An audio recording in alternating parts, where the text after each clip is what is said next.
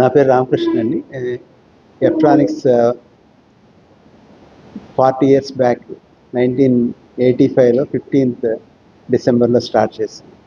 ఇనీషియల్గా ఎలక్ట్రానిక్స్ని display boards మొదటిసారి ఈ దేశంలో తయారు చేయడం జరిగింది.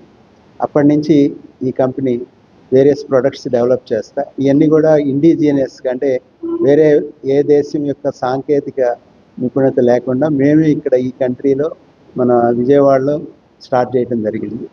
ప్రతి ఏడు కూడా కొత్త కొత్త ప్రొడక్ట్స్ని డెవలప్ చేయడం, R&D మీద ఎక్కువ ఇన్వెస్ట్ చేసి కొత్త కొత్త ఆవిష్కరణలు తీసుకురావడంలో ఈ కంపెనీ సఫలీకృతమైందని మేము భావిస్తున్నాం. ఈ 40 ఏళ్లలో ఆల్మోస్ట్ మేము 1700 కోట్ల టర్నోవర్ చేయడం జరిగింది. ఇది కూడా అన్ని ప్రొడక్ట్స్ కూడా ప్రపంచంలో ఇతర దేశాల కంటే ముందర చేయడం కానీ, లేకపోతే వాటికి సమానంగా ఈ దేశం యొక్క సాంకేతిక నిపుణతతో డెవలప్ చేయడం మూలన ఫారిన్ కరెన్సీని చాలా సేవ్ చేయగలిగాం. ఒక్కొక్క ప్రోడక్ట్ కనుక ఇతర దేశాల నుంచి మనం ఇంపోర్ట్ చేసిన దానికి మనం తయారు చేసిన దానికి ఆల్మోస్ట్ 5 రెట్లు తక్కువ కాస్ట్లో చేయటం. అట్లాగే ఇది ఇతర దేశాల నుంచి కనుక మనం పర్చేజ్ చేసినప్పుడు అది మామూలుగా 4-5 ఏళ్ళు కూడా పనిచేయవు.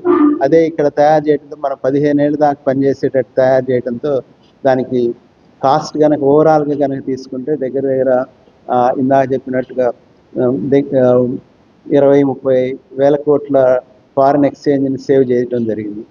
ఇదే కాకుండా ఆల్మోస్ట్ ఇన్నేళ్లలో మేము ఆల్మోస్ట్ అందరినీ ఫ్రెషర్స్నే తీసుకొని కాలేజీల నుంచి వచ్చేవాళ్ళని, వాళ్ళ నుంచి వాళ్ళకి ట్రైన్ చేసి టెక్నాలజీ డెవలప్ చేయడంతో ఆల్మోస్ట్ దగ్గర దగ్గర ఒక 5,000 మందిని ట్రైన్ చేయడం జరిగింది ఈ కంపెనీలో. వీళ్ళల్లో చాలామంది ఈ దేశంలో కానీ ఇతర దేశాల్లో కూడా MNCస్లో కానీ కొత్త కొత్త ప్రొడక్ట్స్ డెవలప్ చేయడానికి ఉపయోగపడటం అనేది జరుగుతుంది. ఇప్పటికి కూడా అది మేజర్ డైమెన్షన్ అనుకుంటే ఆల్మోస్ట్ మేము 1990లో ఇప్పుడు మనం ఏదైతే IoT అని మాట్లాడుతున్నామో అటువంటి టెక్నాలజీని ఫస్ట్ టైం BPCL అనే కంపెనీకి పెట్రోలియం డిస్ట్రిబ్యూషన్ సిస్టమ్కి మల్టిపుల్స్ ప్రాసెసర్స్తో బిల్డ్ చేయడం జరిగింది.